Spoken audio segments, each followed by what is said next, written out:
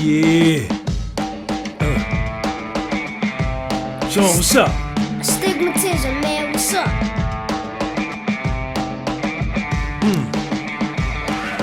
Do anything. South Bronx, Yankee Stadium in the background. Sean G, dopest channel on YouTube. Calisthenics, New York City Calisthenics champion, legend, Eric Rivera. Appreciate it. Yo, Eric, Yes, what up, sir. man? How you doing, baby? Baby doing good? Baby doing good. Baby girl growing. About to be 4 months. Your channel growing, Channel's growing. slowly but surely. Yes, sir. Getting it in. How you brother? He's good. I He's want to good. fuck with him when he come home. Yeah, Let him know. Yeah, for sure. I want the exclusive. After, well, I know you gonna get the exclusive. Yeah. As soon as you get through with him, tell him, yo, you gotta get with Sean G. Yeah, I got you. Eric, it's cold, man. Should people still be going outside working out in the cold or what? Yeah, so New York City, November, Thanksgiving week. 2020, November 22nd. Yes, sir. It's about 40-something degrees out, but I think with the wind factoring in, it feels a little colder. So, absolutely, the cold stops nothing. There's a saying in calisthenics, right? That the cold stops nothing. That's absolutely true. Work's got to be done, right? Your health, you still got to stay healthy. You still got to stay fit. Whether that's at home, whether that's at the gym, whether that's at the parks. Right, if it's cold out, it doesn't matter. You gotta get it in. You gotta work on your body. You gotta work on your health. After you do a couple sets, you be warmed up anyway. After a couple sets, you're warmed up. You know? Yeah. After some push-ups, do some pull-ups, do a couple sets of that, you'll be warmed up. You know. Yeah. But it's only gonna get colder. But that shouldn't sway you. That shouldn't stop you from trying to stay fit, or get fit, or get your workout in, get your reps in. Especially in New York City, some big competitions coming up. What? There's one in Jersey, Boss Life Athletics. Boss Life got one? Yeah, in Jersey. Shout out to LeVogue and Boss Life, Yeah. man. And A over there. As long as the world don't shut down again, it's not looking too good, you know what I'm saying, with the whole COVID situation, but cause it's gonna be indoors at a gym. But you gotta get ready for that, you know what I'm saying, and you gotta hit the bars. Right, that's a big one. I think it's $1,000 grand prize or $700 grand prize, and that's in Jersey. And You going over? yeah, always. I competed the last 3 years. Let me know when it is so I can come up there. It's in January. I'll give you the dates after. I think it's 18th or something like that. I think this year they're doing it in 2 days, Saturday, Sunday. It's usually done in 1 day. And the events are weighted calisthenics with a 45-pound plate. You have your freestyle calisthenics where you do tricks on the bars, on the floor, on the dip bars, etc. And then you have your traditional reps and sets, which is repetitions. Now, Eric, how would you? This is in January, so this is like 60 days away. How are you preparing for that? How do you prepare for a competition? Because you've competed in a lot of competitions. Yeah, so I've competed in many competitions. I've won many competitions. I've podiumed. Battles. I've had several battles as well. One ain't lost. No, I haven't lost. You ain't lost yet. Yeah. Check them out, y'all. Yeah, so basically you just gotta get the work in. You gotta get the work under your belt, just like really any competition or any sport. You can't just go in there without preparing for the competition thinking you're gonna win or do well. You gotta go in there with reps under your belt, right? I specifically have a certain methodology of training, especially when it comes to these competitions, that I follow, and I peak at the right time, and then I go in and I win. Yeah. I go in and I win. You good? So Do you follow that same methodology for every competition, just about. You want to disclose that to us? It's work. It's basically work at higher intensity, right? Intensity changes when it comes to comp season and just working out. Right? There's a difference between working out and training. When you're training for competition, right? you get a little more serious, right? The intensity should increase, right? Mental adjustment. All the mental adjustments night and day, right? When you're just working out, you're just trying to stay fit, trying to be healthy. You're not doing as many repetitions. You're not really going through that dark place, not going through the struggles. Check them out, y'all. But during training, right? Training should be hard. When you're training for a competition, training should suck. I love training. I love working out, right? But I do have my days where it's not easy, right? Mentally it's not easy, obviously physically all the work that's put in, right? And you never go into a competition feeling 100% just because of the amount of work and the amount of repetition that you put in. That's just about any sport, right? Football players in the NFL, they're never 100%.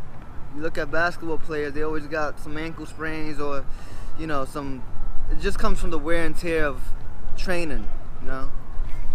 That being said, obviously you don't want to be injured. You don't want to have any injuries. But when you're working out, right, that's limited. When you're training, the chances of that increases just because of the intensity of that training. What about the food intake and all of that? Yeah, so that's another thing. I try to eat nutrient-dense foods year-round, but I really dial in. Nutrient-dense? What the hell that mean? Nutrient-dense. So basically, foods that are high in nutrients, exactly what it sounds, right? So you have your macronutrients, your fats, your carbs. Your micronutrients, your fats, carbs, and proteins. What the hell is micronutrients? Right, so you have your macros and your micros. Your macros, like I said, is your fats, carbs, and proteins. Your micronutrients are those other types of nutrients that are often neglected, right? That you don't particularly take. It can be your vitamins and your minerals,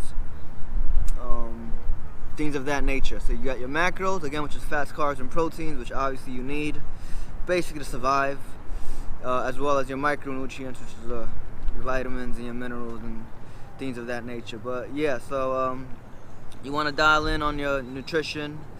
I used to count my macros back in the day because I competed in different sports that required you to be a certain weight, be in a certain weight class. So I had to either cut or whatever the case may be. So I pretty much got it down packed with how much. You know your body? I know my body. I know what I gotta eat to perform well.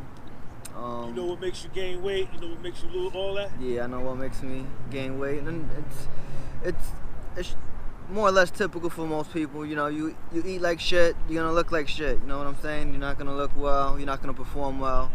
But if you prioritize those nutrient-dense foods, right, then your body's gonna perform well, and you're gonna look well as well, right? So I have a method to my madness, if you will. I have a certain way I do things, and come competition time, I'm always standing on top of the podium for a reason, because I put in that work. Check them out, y'all. Eric, you got this YouTube channel. Yes, sir. What's your YouTube channel?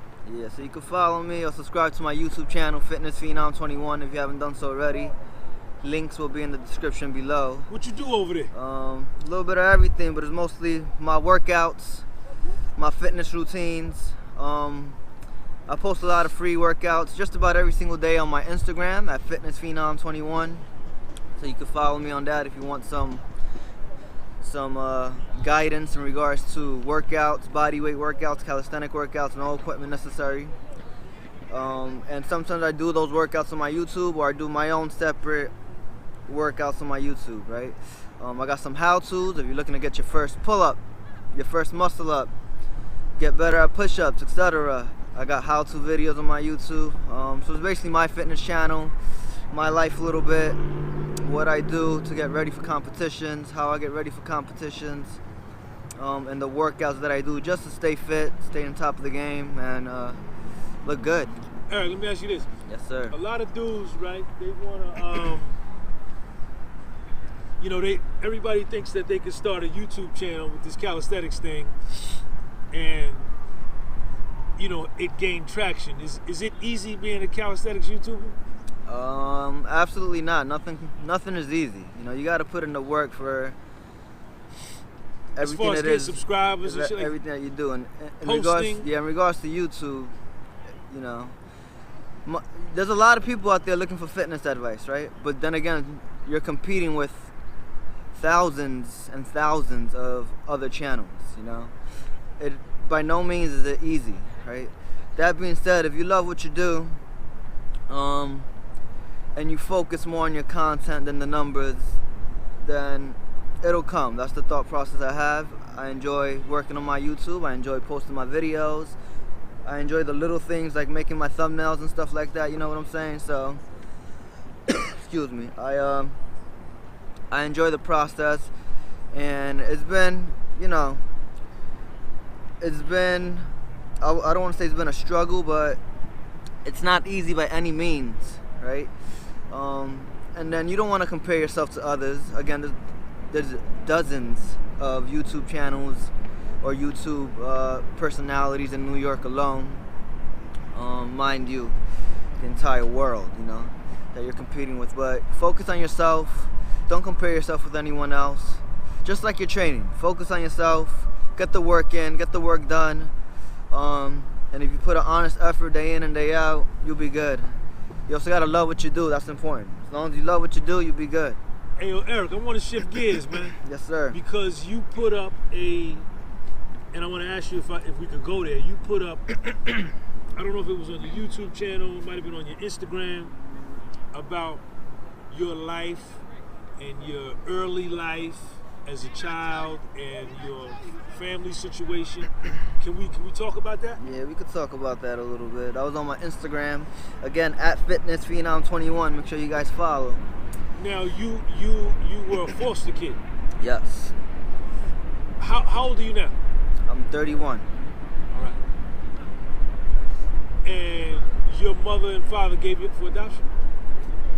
How did that go? They didn't willingly give me up for adoption. It was something that, let's just say it was something that had to take place. It's 9 of us all together, including myself. So I have a lot of siblings. So basically, it was in our best interest to, you know, get put into foster care because of the circumstances my parents were in, my biological parents were in. In New York City? You was in New York? Yeah, I was in Brooklyn. In Brooklyn? Yeah, I was born in Brooklyn. Where in Brooklyn? In Bushwick. Okay. Yeah. So it was a better situation for y'all to go in? Yeah. And how old were you when you went into foster care? I was months old, right? I was not even 1 when I was into foster care. So I don't, you know, I didn't grow up with my biological parents. All your siblings? All my siblings except my twin sister. So my mom, who raised me, took me and my twin sister in, Erica. And this is your adopted mom? Yeah. Okay. Yeah, this is my adopted mom, which I just consider my mom. She raised me my whole life, you know. How old were you when you got adopted? Well, she took us in, I want to say when we were about a year old or so. So you wasn't in the foster situation that long? I wasn't in the foster situation that long. She took us in, but she was only supposed to take care of us for 2 weeks. 2 weeks turned into 2 months. 2 months turned into 2 years. And then after that, everybody wanted us. So nobody wanted us at first. Or they wanted me or my sister. But she was like, nah, they're twins. I don't want to separate them, you know? So she took both of us in. And then the rest is history, as they say, you know? And I'm grateful for that, because she gave me, you know, she gave me the life. She gave me an opportunity at life, you know, me and my sister, and I took full advantage of that. You know what I'm saying? Eric, a lot of people are ashamed of that, man. A lot of people wear low self-esteem for that, man. It's self-hatred. And how do you feel towards your biological mom and pops? Yeah, so I mean, did you go through a certain type of thing? Yeah, of course. Like, you always feel a certain type of way. You have questions. You're confused. You don't understand why. You know, you don't understand why things happen the way they did and whatnot. But everything happens for a reason. know, I wished I grew up with my biological parents. I wished I grew up with my siblings more than anything, you know, but that wasn't in the cards for me. Life isn't perfect. People have this thought process or this thinking that life is perfect, that it's supposed to be a certain way, and if it's not that way, excuse me, if it's not that way, then you know you'll feel mad at the world. You're upset. Oh, why can't I have the life this person has, or why can't my life be such a way? There's no set way your life should be, you know what I'm saying? So I have that mindset, I have that understanding. A lot of people don't. You know, this might sound crazy, but you know, who's to say you're supposed to be raised by your parents, your biological parents, you know what I'm saying? In my case, I was in a better situation not being raised by my biological parents, you know, and I'm very grateful for that. But it took some time for me to understand, to have the mentality that I have now. I had you know, some hate in my heart for a little bit. Check them out, y'all. I was upset, but you know, I appreciate my biological parents. You know, I have a relationship with my biological father now. I had a relationship with my biological mother as well. I met them when I was 18 years old. My sister, rest in peace, she actually passed away. Leukemia, cancer. Twin sisters? No, a different sister. Okay. Older sister. She found Erica, who is my twin sister, through MySpace back in 2008 when MySpace was popping. So she looked for Erica. She found her on page 43, so she was looking. And she reached out to her, sent a message, hey, I'm looking for some family. Is your name, well, the name was out there, but is your birthday on such and such date, December 21st? And it happened to be us, you know what I'm saying? So I'm grateful for that she found us, and that connected me with my biological parents, connected me with all of my siblings, and if it wasn't for that, who knows if I would have ever found my siblings. And I am grateful for my biological parents. I have a relationship with them now. I have a relationship with my siblings, really good relationship, closer to them, and I would have never had that if she would have never found us. But going back to, you know, feelings or whatnot, you shouldn't feel a certain type of way, you know what I'm saying? Embrace who you are, embrace where you came from, right?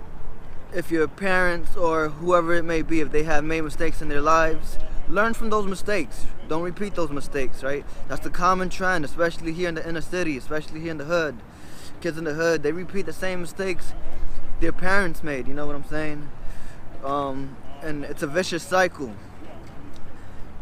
Be the person to end that cycle, right?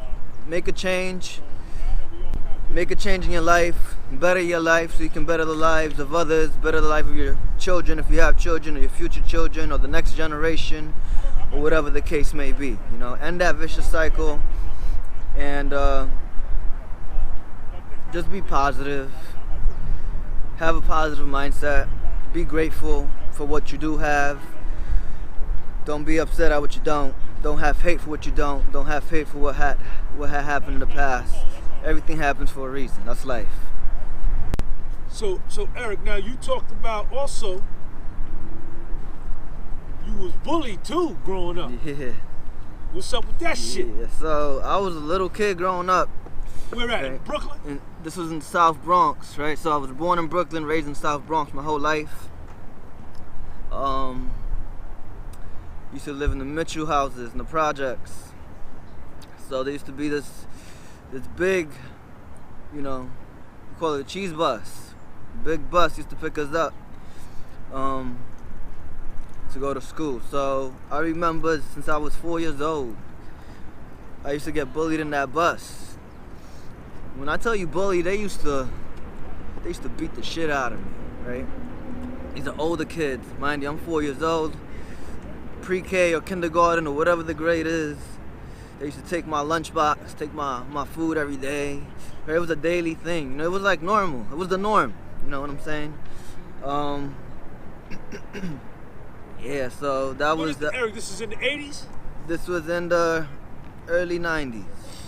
Right? And then going to school, so people see me now, they think I'm genetically gifted, They think I'm the super athlete, this fitness phenom, if you will, but they don't understand what went to become the athlete that I am today. You know what I'm saying? So I was also always a small kid my whole life growing up, below average size, very skinny, very short.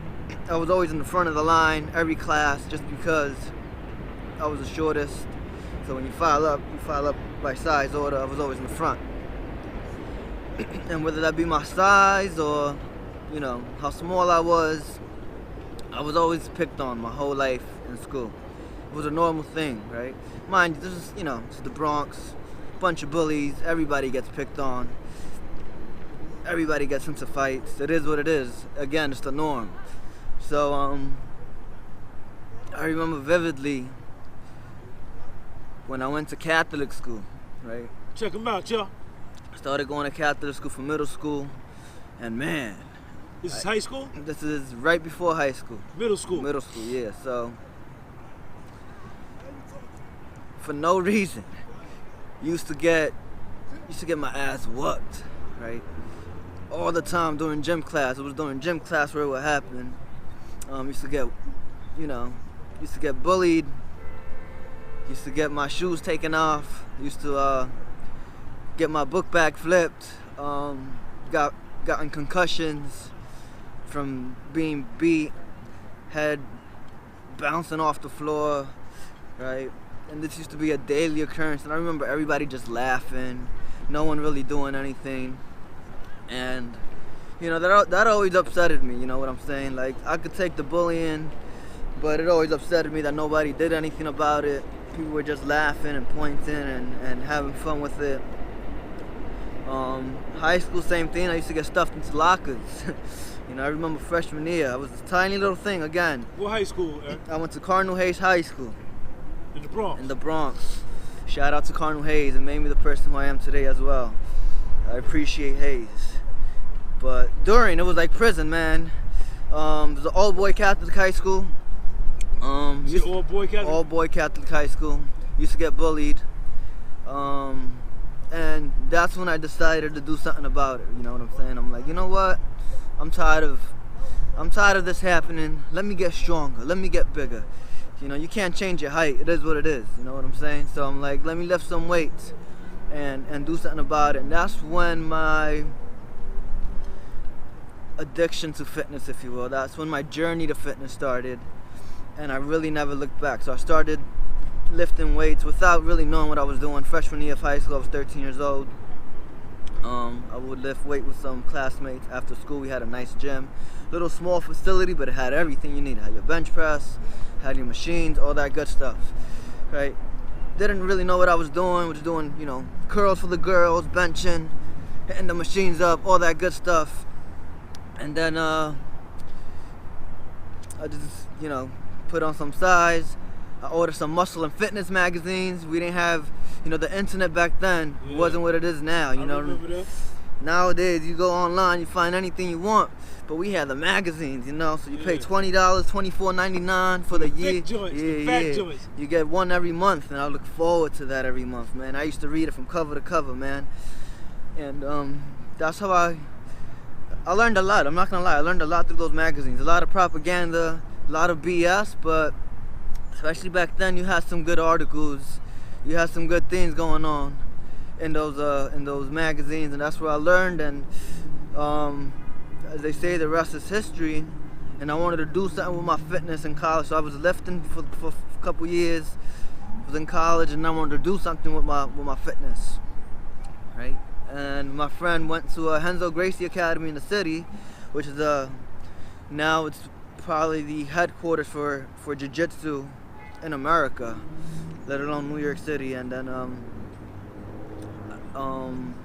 mixed martial arts school. So I went there, joined the WAT, then I started fighting. That's when my fighting career began, my amateur fight, boxing. I started boxing, I started doing jiu-jitsu, I started doing Muay Thai, all that good stuff. But throughout that whole entire time, I've always been into calisthenics and body weight training. You know what I'm saying? So, but Eric, check it out, man. What about the niggas try to come and stuff you in a locker now, man. And Yeah. take your book back now, man, in your lunchbox now. Yeah, that's not even gonna happen, you know what I'm saying? It don't matter how big they are now, you know. It ain't going down, It ain't going down. It's going down a different way, you know what I'm saying? Check them out, y'all. Yo, that's dope, man. That's dope. You know, and me and you had talked when we was in Marcus Garvey Park in Harlem, and I told you, I said, Eric, man, you know, you got this YouTube channel. Everybody knows you're an elite athlete. You're an elite calisthenics, and you know. And I said, man, you got to start talking to us about you, man. Yeah. And it wasn't too long after that, because when you would put up a routine or something, I would look at it, but I wouldn't watch the whole thing because I said, I know, Eric. You know. But when you put that joint up about your history, your background, and then you say, what about today? You will do nothing. You guys will do nothing today. You know. Then I got interested. That attracted me to you more because that's the story, man. You know what I'm saying? And what's dope is you've accepted your story, you're secure with your story, and I don't see any shame or hatred about your story because you're able to sit here and freely express it. And I think that's so important, man, because a lot of people like to hide. They only want to show the good part of their life. They don't want to show the fuck-ups, the bad part. They only want to show the good part. And I wanted to talk to you about that, and I suggested, yo, Eric, you got to start talking about that, man. And you was like, then you eventually did it, man. So appreciate it. I'm glad that I'm, this might be your first interview that deep, huh? Talking about that? Yo, man, listen, you heard Eric Rivera's story right here first on Gunby Publishing, man. That's dope, man, because a lot of the kids need to hit, because a lot of them going through the very same thing, man. Very same thing. And you know, bullying is nothing new. I went through it, you know, and you know, it wouldn't happen today. You know, it just wouldn't go down today at all. You know? Facts. You know how that go. All right, man, I'm cool. Anything else you want to say to the people, man? Stay positive. Keep working out, even if it's cold outside. And don't be, you know, don't feel a certain type of way about your past. Accept who you are. Accept where you came from. Grow from it. Learn from it. Become a better person because of it. Don't try to be somebody that you're not. Yeah, you know? facts. And really look at yourself and ask yourself, why am I being who I truly am, or I'm trying to be somebody that I'm not? And then if I am, why? And then you got to go back. Yeah, you gotta go back and see what's up. And confront these issues. And it's not easy, Eric. The shit that you just talked about, I'm sure when it came time to really confront this shit, this shit is difficult, man. Painful. Yeah, and I just gave you guys a very brief, you know, I didn't go into detail. There's a lot going on, but you just gotta, like I said, you gotta not necessarily embrace that, but learn from it, understand why it happened, but more than anything, grow from it. You know, don't let it bring you down or take you down or take you into this rut or this depression. Right? We have so much depression these days, man. We have so many mental illnesses. Talk to him, man. Suicide rates, you know. You gotta be strong, physically and mentally. You know what I'm saying? You gotta understand everything happens for a reason. And just, again, grow from it, learn from it. Don't repeat those mistakes like I mentioned before, and become a better person because of it. My man. Eric, man, I appreciate you, man. Yes, sir, likewise. I think we came up here to do a calisthenics video. We ended up just doing an exclusive interview, man. I appreciate it. Eric, tell them to fuck with the channel, man. You already know, fuck with Gunby's YouTube channel. The best YouTube channel after Fitness Phenom 21. You know I gotta throw that in there. But make sure you guys like, subscribe, comment below. Make sure you guys subscribe to my channel as well. Fitness Phenom 21. That link gonna be underneath this video, y'all. Yes, sir. Yo, Eric, thank you, man. Peace.